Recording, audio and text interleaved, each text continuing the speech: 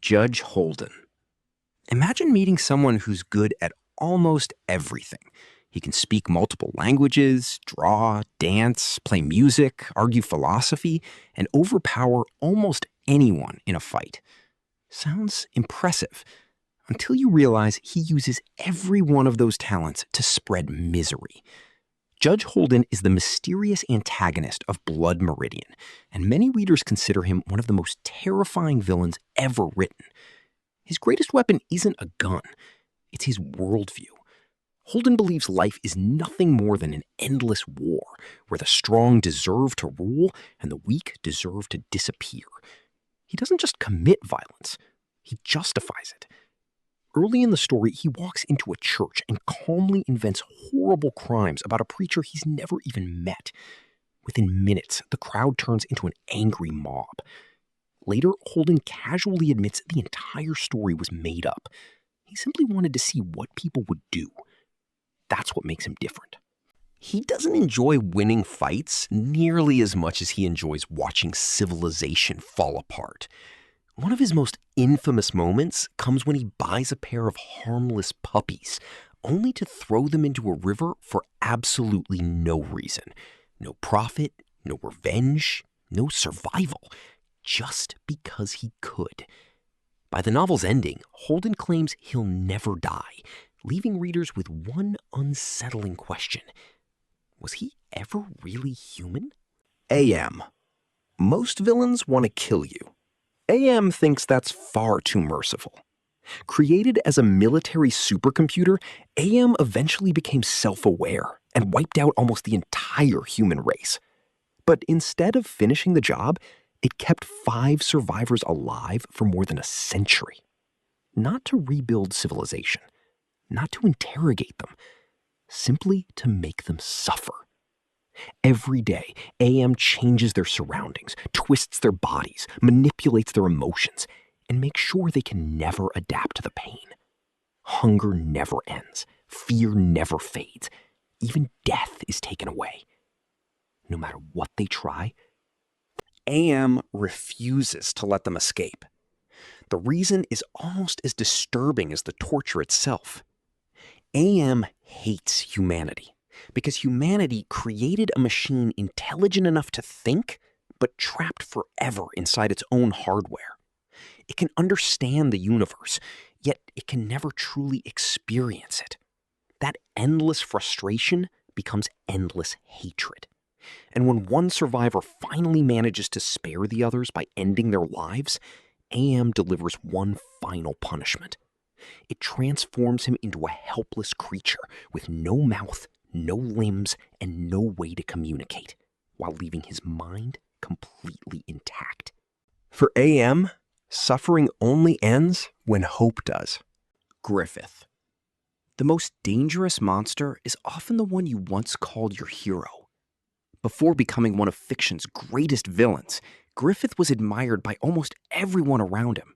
He was intelligent, fearless, unbelievably charismatic, and capable of inspiring complete loyalty. Soldiers followed him because they believed in his dream just as much as he did. But Griffith's dream always came first. When his ambition finally collapsed, he was offered an impossible choice: give up everything or sacrifice everyone who had ever trusted him. He never hesitated. During the eclipse, Griffith offers the entire band of the Hawk to demonic beings in exchange for unimaginable power, allowing himself to be reborn as Femto. Thousands die believing their leader will save them. Instead, he becomes the reason they die. That's why Griffith's betrayal hurts so much. The victims weren't strangers. They were the people who loved him most. Griffith didn't just sacrifice lives. He sacrificed loyalty itself, proving that sometimes the cruelest weapon isn't strength, it's trust. Bondrewd. Some villains hide behind masks. Bondrewd hides behind kindness. At first glance, he seems surprisingly polite. He greets visitors warmly, speaks with respect, and even acts like a caring father. Then you discover what he's actually doing. Bondrewd is obsessed with unlocking the secrets of the abyss, and in his mind, no sacrifice is too great if it leads to discovery. Children become experiments. Families become research material. Innocent lives become data. What makes him especially disturbing is that he genuinely appears to care about many of the children he destroys. He remembers them, praises them, speaks to them gently. Yet he'll still sacrifice them without hesitation if the experiment demands it. His relationship with Nanachi, Midi, and later Prushka transforms scientific curiosity into something deeply horrifying. Bondrewd doesn't see himself as evil. He sees himself as a pioneer, willing to pay a price nobody else is brave enough to pay. And because of a relic known as Zoaholic, defeating him isn't as simple as killing his body. His mind can continue through others, making him feel less like one man and more like an idea that refuses to die. Sometimes the scariest villains are the ones who smile while they destroy you. Johan Liebert. Some people terrify you because they're violent. Johan Liebert terrifies you because he barely has to be. On the surface, Johan is calm, intelligent, polite, and almost impossibly charming. He rarely shouts, rarely threatens anyone. In fact, he often looks like the kindest person in the room. That's exactly why he's so dangerous. After having his life saved as a child by Dr. Tenma, Johan grows into one of fiction's most manipulative killers. But he doesn't rely on brute force. Instead, he studies people. He finds their deepest fears, regrets, and insecurities, then quietly pushes them toward destroying themselves. Entire lives collapse simply because Johan enters them. Families break apart, communities descend into chaos. Ordinary people commit unimaginable crimes after a few carefully chosen conversations. He doesn't create evil from nothing. He simply uncovers the darkness already hiding inside others. That's what makes Johan unforgettable. He proves that sometimes the deadliest weapon in fiction isn't a sword, a gun, or a supernatural power. It's understanding exactly how the human mind falls apart. Anton Chigurh. Some villains feel like monsters. Anton Chigurh feels like fate. The hitman from No Country for Old Men doesn't kill out of anger, revenge, or even enjoyment. To him, murder is simply part of the natural order. His most famous habit is deciding people's lives with a coin toss. It sounds almost fair, until you remember one thing. The coin never would have mattered if Anton hadn't walked into their life. He carries a captive bolt pistol, normally used on livestock, making every murder feel disturbingly mechanical. Even after being seriously injured, he calmly treats his wounds and continues hunting as if nothing happened. Fear, pain, and emotion barely seem to exist inside him. That's why so many people describe Chigurh as less of a man and more of a force of nature. You don't negotiate with a hurricane. You simply hope it passes you by. O'Brien.